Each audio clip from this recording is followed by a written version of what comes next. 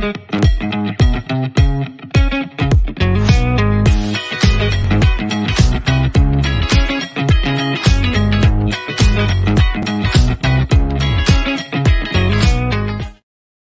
to Leicester Fan TV. My name's Phil. We're live here only on YouTube tonight. Well, I say that. We're actually live on Twitter and LinkedIn as well. We had some Facebook issues. We don't know why. But hey, Facebook, you'll let us back on. We're back on live on Facebook from Lox's show on Thursday. But you got me tonight live on YouTube and Twitter and, of course, LinkedIn. So come and get your views in. So much to talk about. Reedy's put this title on there. Is this team Premier League standard? That's going to be a big talking point. Is this team Premier League standard? Some of it probably is. Some of it probably isn't. What do you want to say about that? Of course, we got the Borough game. We can touch back on that. If you watch the Foxes Aftermath show, they had a good dive back into that. But we can start to build up to Leeds against Leicester live on Friday night, live on Sky for those of you not going to the game. So join us for the next 28 minutes, all Leicester chat, what you want to talk about. I'll see you all on the show. City machine is on the march again. Leicester Fan TV presents a variety of content, like fan discussions, match analysis, and engaging with Leicester fans worldwide. We want your views live. Thanks to our sponsors, Everards, Barlow Blinds, Pukka Pies, Car Leasing, Distillers Direct, Hollogram, Take Me, Newby Co, and the Foxes Arms and Rainbows. We are live in 10, 9, 8, 7, 6, 5, 4, 3, 2, 1.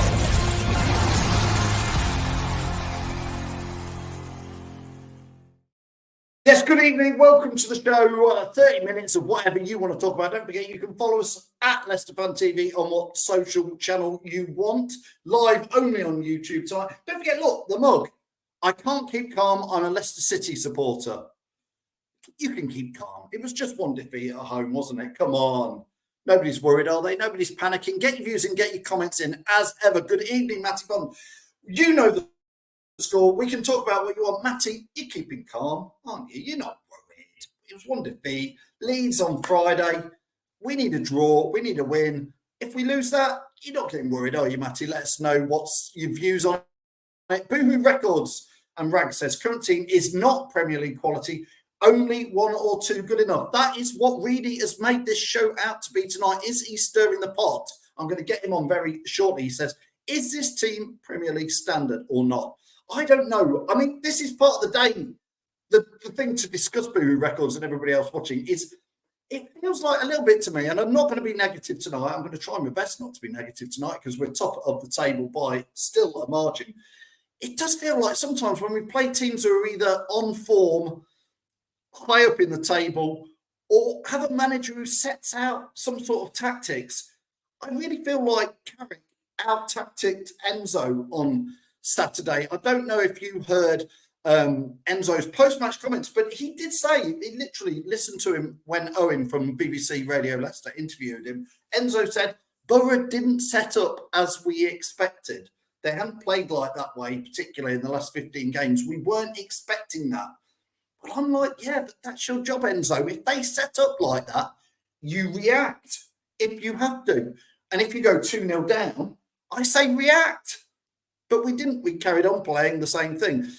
We need a big performance against Leeds, says Daria. We certainly do. Did we get that big performance against Borough? Maybe not. I don't know. Phil Upton's watching. He says, not serious Premier League team until we find another Vardy for $1 million. Phil, that's not going to happen very often. You and me, we saw it. We've enjoyed it. It's not going to happen many times. Tom Cannon, maybe at 7-8 million, could go on to do it. Who knows? I'm not quite sure. I've seen that at the moment in there. Craig says we'll have a very different team next season. I'm with you on that, Craig. I think we'll have to, as some will not be here, so we need better quality. There is so much to discuss, and one of those is, of course, thinking about this guy, Yannick Vestergaard. Rumours are that he's starting to be talked about a new contract. For me, I want to hear what you think about that. I'm going to get Reedy in very, very shortly. We're going to talk about Yannick Vestergaard. I think you know where I'm going to go with it. James, watching on YouTube, says, poor day at the office. After last season's shambles, at least the boys had sweat in their shirts and gave it a real go. All we ask for fans up the city. It was a decent last 5 or 10 minutes in there. Dave Pratt says, Reedy will say Vestergaard is. Those emojis. Yeah, he's saying Vestergaard will say he is. I know he will. I will Reedy in. Reedy, you're going to say yes, aren't you? In this formation, in this style, the yes, I'd say. And there we go. I'll let Reedy go for a minute and put him back in the green room. I knew he was going to say that. Reedy, don't worry, I'll get you back on. I'm only teasing with you. Richard says, Vestergaard, our only Premier League centre-back. Wout does my head in every game. Richard, I'm going to try and understand what you mean there, but I think I do. Andy, thanks. Andy normally watches on Facebook. Thanks for coming over to the dark side and watching on YouTube, Andy. Vestergaard will get slaughtered in the Premier League. I tend to agree with you, Andy. We've seen it. I've seen Vestergaard in the Premier League get slaughtered. Why is it going to be any different in there? Reedy's going to come and explain why. Nick, again, another one from Facebook. Come over to YouTube. Thank you. Vestergaard is a no for me. Yes, done well this season. Agreed. But is playing at his level. He still needs to learn the offside rule in there. Now, keep your views in. We can talk about anything we want to. But I want to ask you a question here, and you can answer me. You can say, Andreas says, why so negative? Not negative. We're just having a chat. But Andreas, you might think this next comment is negative.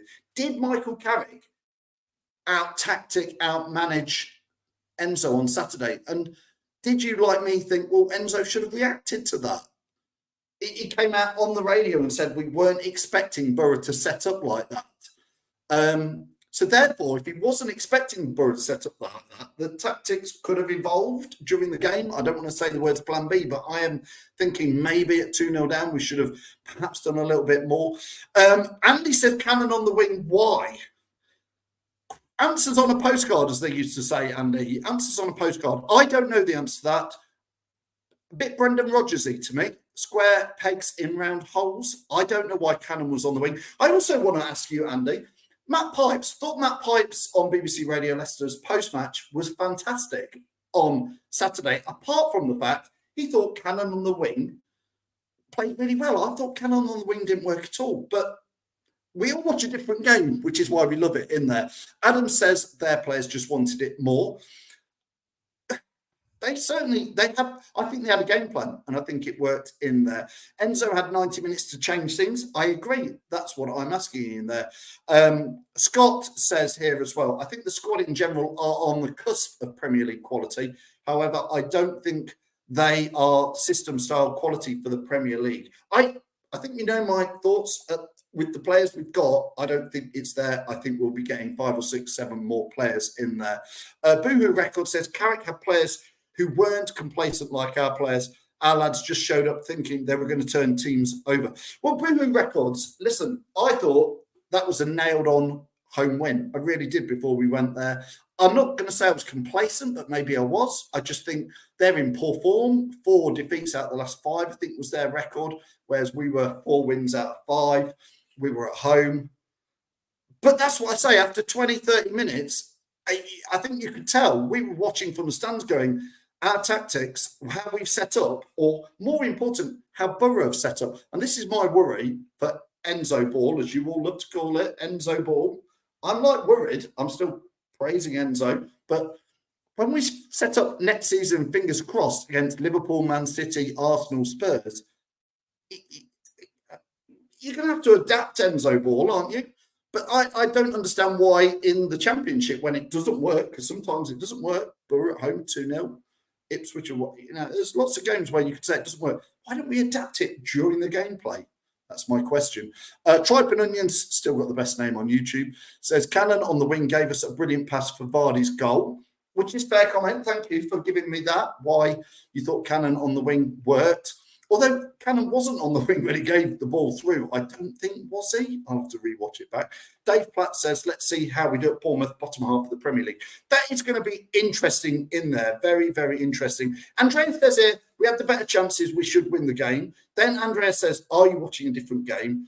And then Andrea says, Middlesbrough was not that good. I totally hear what you're saying, Andreas. And we did have, and again, this is on another day, we could have perhaps won 4-2. I hear what you're saying there, because Vestergaard misses a sitter in the first half. Patson Daka, I have watched that one back. It was right in front of us in the family stand. I sit in P block. I thought when Vestergaard missed his, you sort of go, oh, he should have buried that. He's a big centre half at the back post. Patson Daka, Jeepers creepers. I reckon the striker at Loughborough Dynamo would have fancied that one, honestly.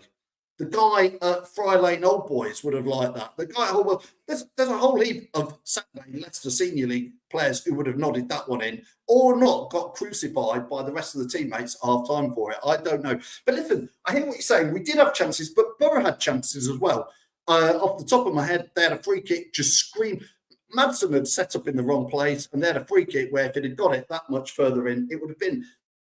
There's all if buts and maybes, but again, we always say we've beaten a whole heap of teams this year we could have lost to, but I take what you're saying. It could have gone either way on there. Scooby Baz, thanks for watching, says obviously new players will come in for sure, but wonder what the owner will give to Enzo to spend on players. Massive question in there. Let's get Reedy in because he's been waiting patiently. I was a bit naughty and added him in and then took him out. So Reedy, let's get your views in. Thanks for joining us, Reedy. Did Enzo set up wrong? Or no, he didn't set up wrong. Did Enzo not react, Reedy? Not react to what was going on by Michael Carrick and the Borough team? Because he said in his post-match, you heard it, you're in the car with me, he said they didn't set up as I thought they were going to. The most concerning thing, and obviously I'm not like panicking, but the most concerning thing is every team we've lost to this season has played the Borough style against us on Saturday, which just stops us playing the way we want to. And like you said, in the Premier League, it might not work as well because a lot more high-level teams might stop us doing it. But again, we've won games in the same way as well, where people have sat 10 men at the back and we've still beat them. So it is a bit concerning that teams in the Championship can stop us playing how we want to play. And as you asked, yeah, I do think that Middlesbrough basically played us and stopped us playing. And Enzo, we know Enzo, he's not going to change the system. He might change a few players here and there to try and be a bit more creative in the attack, like say putting Cannon on the wing. Not sure if he did do too much other than the pass, but yeah, it wasn't great to see. And again, we just need to make sure we get out of the league, and then, like you said, we've got to adapt if we do want to start playing against higher level teams.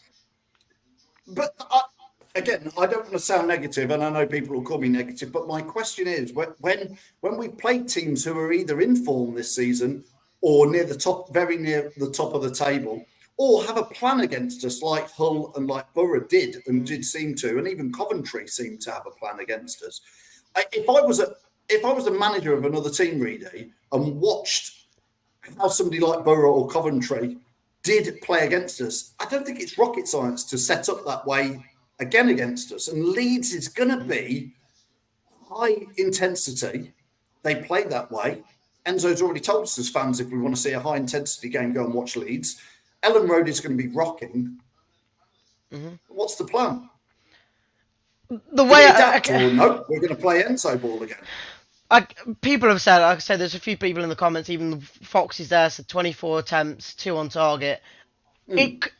On another day, and again, it's all if buts and maybes, on another day, we would have won that game.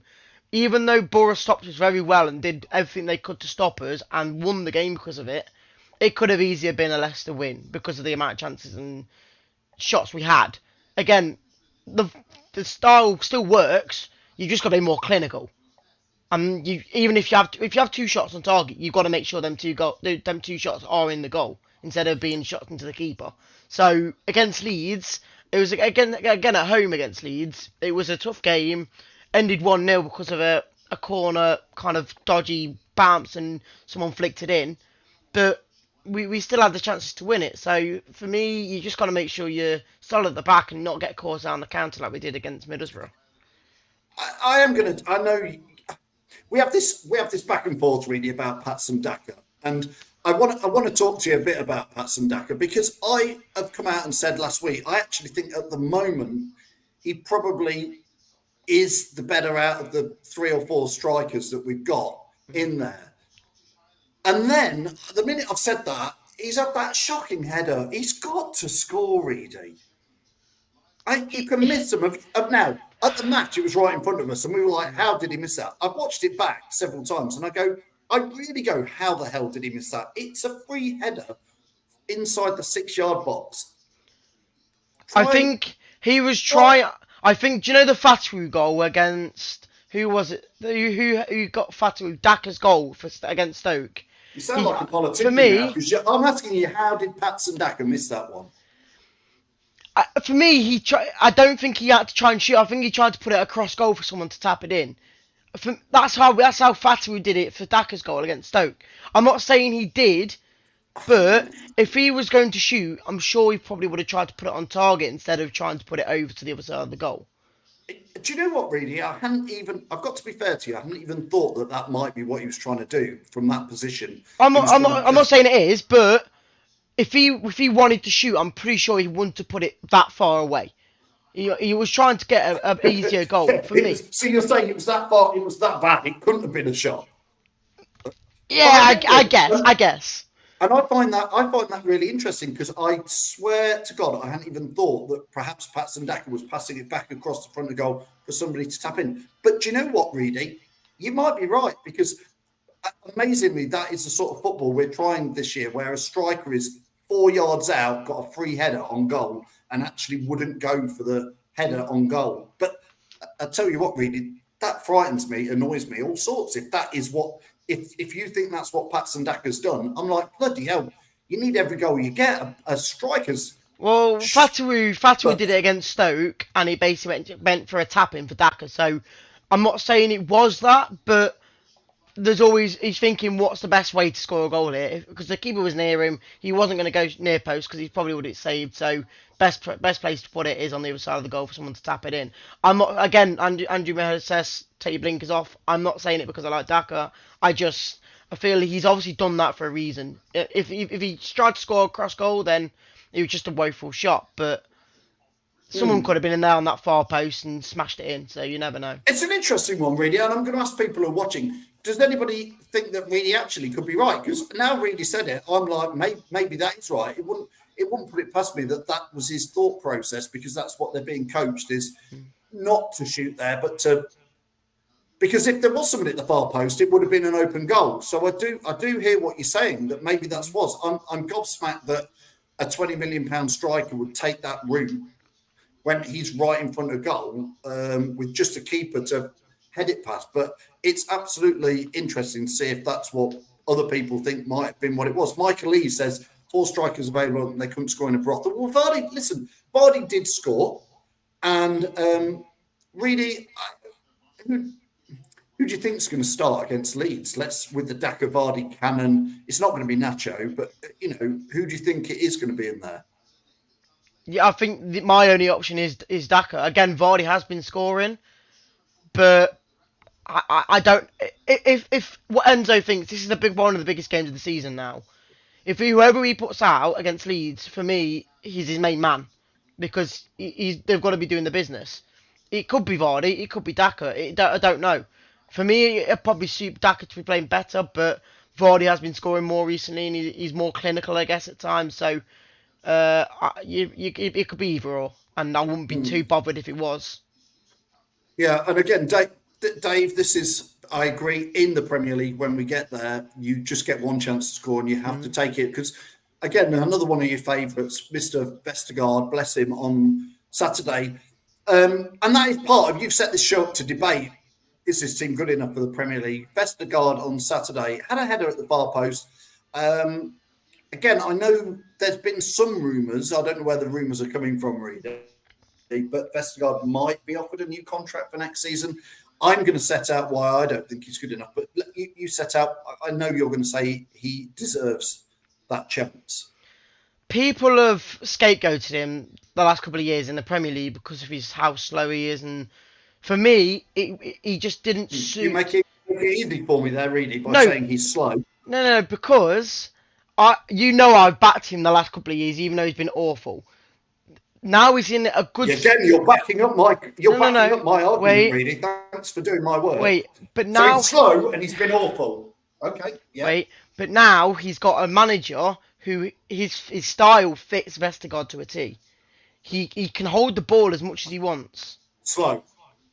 No, but you might think it's slow, but I think it's saying this, tactically. really, not me. You're saying this. I've not said slow. I'm saying the style of the form and the style and formation of this team and how we want to play tactically fits Vestergaard to a T. He's probably one of our most important players this season to how we play. Putting them balls diagonals. Again, if we are sticking to this style, which under Enzo we are going to be, unless we find someone better in that role, who's been as good as him this season, or better, then I think he is going to be our first man in the team, and that's why I think they're getting a new contract. Unless he gets a better version of Vestergaard, which people will say isn't hard, but you've got to get the bullet points to why Vestergaard's so good in this style. And that's where you need to make sure you either pick somebody better and buy somebody better who can fit the system, or keep him and try him out. Andres is saying I'm so negative again. I guess, Andres, you could be right. Some fans will say that I'm negative. I guess I'm just always up for the debate on things. And I just feel like, Andreas, with Vestergaard, I think he has been one of the players of the season this year in the championship for us. And I wouldn't be surprised if he actually was at least in the nominations for player of the season at the end of the year. Because as Reedy says, what I will agree with lots of things, he does suit this style of play. But I keep saying it, and check the videos back, at this level, when he's played against teams from Rotherham and QPR and, Bristol City and that, I'm not saying he's Premier League international. I'm not saying he's going to be incredible. I'm saying from how he's playing this season and how he's fitting into the system, it should be okay in the Premier League, because we will have most of the ball hopefully in majority of the games, unless you play in the Big Six. So Foxes here says we'll need to shift the ball a lot quicker in the Premier League, which won't suit Vestergaard. I think he passes it quite quick. Again, people think it's because of the passing around the back and passing back to forth between Winks and him, but when it comes to it and he has to pass it quick, he will pass it quick. If he gets pressured down, he will pass it. I think it's going to be interesting. I think where I'm at with Vestergaard, really, if I'm honest, is I think he has had a really good season. And I think there's two sides to it. One side is finally he's earned. I mean, he's been at Leicester this is his third season. We paid 14, 15 million, 12 million, was it, for him? Yeah. And reportedly he's on 75 grand a week for 3 years, reportedly. I would say this year he's, by helping us get back, fingers crossed, to the Premier League, he's paid back a chunk of that. And I would go as far to say, if we were to offer him, if he was reportedly on 75 grand, like if we were to offer him 30 or 40 grand a week, which still seems a tremendous amount for a 1 year contract, then I think he's earned something around that. Well, he wasn't looking into the side last year, and now he's come in and basically, I wouldn't say done it all for us, but he's a big reason and why we've only conceded so many goals, the reason why we scored so many goals. And for me, he probably deserves to get back, be in that first team next year and see what he does. If he's awful, then yeah, you've got to replace him. But you can only hope and try and see what he does, because no one knows what he's going to be like next year. No, Dave says here, and I think we're all really looking forward to this. Let's see how he does at Bournemouth on the 27th. That's if he starts. Tuesday. You might drop a load of team. Yeah, he might do. I think we'd all, to be fair, I mean, reactions might be different after the Leeds game on Friday, really, but we'd all like to see a real strong Leicester side play a real strong Bournemouth side, just to see where we're at, wouldn't we? Yeah, of course. But then again, if you're playing Leeds on Friday and you put the full 11 out, which I probably have to against Leeds to make sure you win the game, or hopefully win the game, you might have to drop a few players out in the Bournemouth game. But then, for me, you'd probably say they should be fit enough to do that. But it is only from Friday to Tuesday, so... Yeah, it's a quick turnaround. Here's a question. This from Scott. This will make you smile, really, because we actually had this very, very debate in the car on the way to the match on Saturday, and it is hypothetical. I don't want you to spend long on it, really, but Scott says, would you go for Ross Barkley in the summer if Luton go down? It was Sam in our car suggested that, and we had a bit of a to and fro. But you were on a no for that, but I was on a I think he could be. Do you know what? I watched Leeds versus United last night, and he was one of the players who was quite good in that game. And at 30 years old, Luton. I'm a bit. I know. Yeah. And what did I say? I'm not too sure. Leeds. What I said, you said Leeds. Sorry, Leeds. United, Luton, his age concerns me. I don't want to be buying someone that age, but for the quality, probably I'd say yes, because we are wanting to get that sort of Maddison role back in if we did go to the Premier League. But it might be a bit interesting. You've watched him since we had that discussion, and you're like, he could be one to discuss. Really, let's pull it back. Listen, we've got 6 minutes left. Leeds on Friday. Tito says here on YouTube, says, Leeds hate Vardy, perfect for Vardy to play on Friday. You're going for Daka. Set us up for the Leeds game on Friday. Is it a 6-pointer? Are we to be nervous? Are you excited? What's your feel on the game? Because it's starting to already take over everybody's working week. Looking forward to it, dreading it, excited, whatever. How are you feeling? It's like the Ipswich away game. It was like that big point because we were quite close to them. We need to keep the gap high as possible. And for me, as long as you don't lose, it doesn't matter in a way, because we lost our game against Middlesbrough. Southampton lost their game versus Bristol City. So now you just can't drop points to Leeds. So you either draw or win. As long as you don't lose, for me, it isn't the worst. And again, a win would be perfect for us. But again, you just can't. You just got to make sure you don't lose, because if you lose to Leeds away, they beat us as well both times. So it's not going to be good. It's Toka Olivia says, looking forward to shutting up the big-headed Leeds fans. 2-0 for Leicester in there. Ray says, if we get the 3, it puts everything back on track. I agree with you on there. Foxes says, nervy. I feel nervy about it. I always do feel nervy. If we draw, that keeps it obviously set. If we win, really, I really feel like we have just gone over the top of the hill. And it's to run in. If we lose, how do you look at the table? Because it starts to get close. I'm looking at it right now. We're on 78 points and they're on 69. If we drop 3 points to them, they go to 72 with 6 points off them. It was 11 or was 14 at one point. We just need to not get below like 5 points, otherwise it will be very, very touch-feeling. It'll be very, very hard for us to get clear of them again, and then it'll be chasing us, I guess. Because momentum's always massive in whatever competition you're in the Premier League or the Championship League. It doesn't matter what league you're in, momentum is important. Leeds are starting to build up momentum. I think Southampton have had momentum. We've been at that constant high level all the way through. I guess for me, I just fear that there is that little blip, and if it was to happen now, and again, if we were to lose against Bournemouth and then Southampton, and then therefore we're playing Southampton in a couple of weeks, isn't it? It's not the time to have the blip now, is it? Really? It didn't help that we lost to Middlesbrough, because again, like we said when we played, I think when we lost to Hull or lost to someone else, that if you lose 2 on the bounce, then it will start to be a wobble. Don't get me wrong, we could win against Leeds and it would be all back to normal again. But like you say, Leeds were 6 games unbeaten. Southampton were like 25 games unbeaten and they lost. We were 5 games unbeaten and we lost. The momentum's there, but now we've lost the game. We just got to make sure we bounce back, because otherwise, we don't want the 2 losses in a row, because then we could go to Bournemouth and lose that one.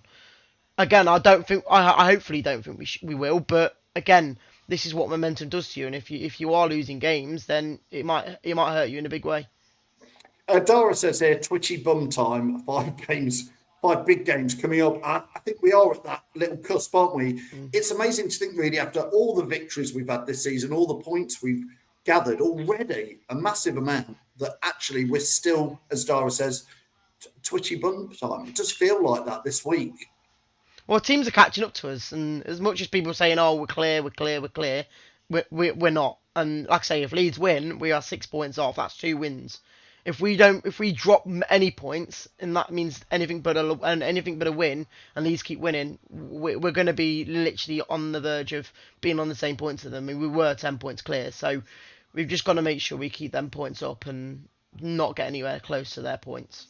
We're almost at the time, but I'm going to ask you a question here from Gary Wright in a second. Reedy, you've been to, I think, almost every home game, almost every away game. I don't think you've missed one yet this season. So you've watched every single second of Leicester City, home and away, live on the game. So Gary says here, do we turn up for the big games? This season so far, is that a valid question? It is, because we've lost to every single one of them that have been in form or high up in the table. The one game that I could probably go back to and say we did turn up was the Preston game, because they were in top form then. We beat them 2-0 and shut them up when they were, I think they were top or second. And since then they've dropped off. And like I say, Ipswich, both games we've drew, so it's not the end of the world, but we're not being on our own game to win the games. And we've done the same with Leeds, again, another team that's thingy. And again, I'll mention the Southampton game, which we did probably turn up because we did beat them 4-1. But we want to make sure we do it at home. But they weren't on form then. No, they weren't on form, but they were higher up in the league. So yeah, great. I'm going to ask everybody watching this. Ray says, a history shows nothing is clinched until it is.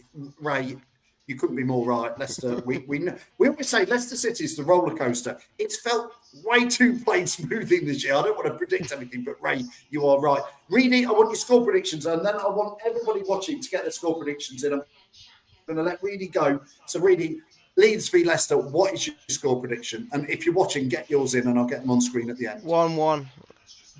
1-1. I'd be delighted with 1-1 because go on. I want to say a win, but again, anything but a loss is fine by me. We just can't give them more points than what we're going to gain. So I'd take a draw.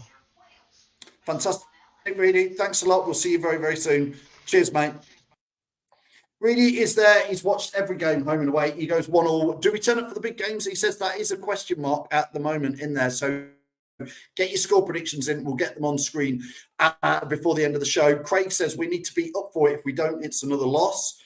Councillor says we lose in big games because we're predictable. Enzo has no plan B. This is some of what I've been questioning, and we will see against Leeds because they're going to be bang in form. Craig says we need to be up for it. If we don't, it's another loss. And here comes the score prediction. Foxes says 2-2. Tito says 2-3. Leicester win. You won't rule it out. We'll go. It could go absolutely anyway, which is why it's going to be a great game for everybody who's up there and everybody watching it on TV. Craig says 2-2 draw on Friday. Nick says 3-0 Leicester. With Vardy, Kinnan, Dewsbury Hall, Fatawa. I want to watch Nick's game there, please. Andy says 1-2 Leicester win. Tripe and Onions says 1-0 Leicester. Lots of nice positivity. I like to see that. Gary says 1-0 with Leicester to win. Scott is saying 2-1 to Leeds.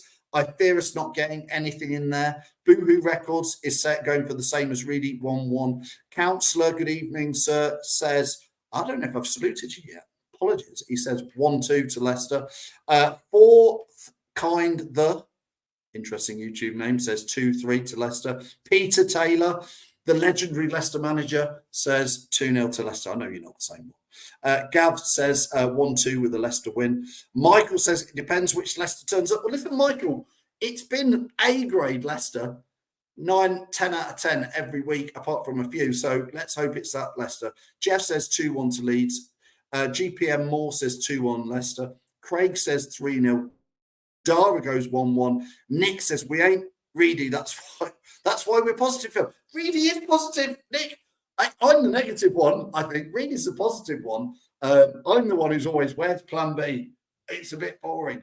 Let's get some goals. Daka should score. Vestergaard should score. Get it in the net. Get it forward. I'm the negative one. Reedy's the positive one. Trust me. Because I'm definitely the old miserable grumpy football fan.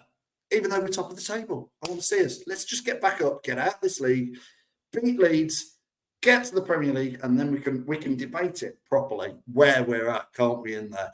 Listen, thanks everybody who's watched. Thanks for joining us here on YouTube. Hopefully, we'll be back on Facebook next week. If not, it's been a bit of a treat just to be on YouTube. Have a chat with all you you guys.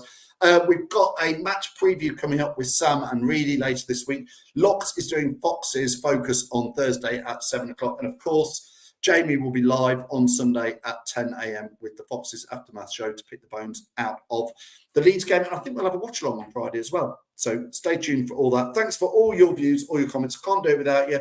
I'll see you at the match. Thanks for watching Leicester Fan TV. Thanks to our sponsors, Everards, Barlow Blinds, Pukka Pies, Car Leasing, Distillers Direct, Hollogram, Take Me, Newby Co, The Fox's Arms and Rainbows. Run by the fans, for the fans. Follow us on socials at Leicester Fan TV and visit leicesterfantv.com for all the latest news, views and videos.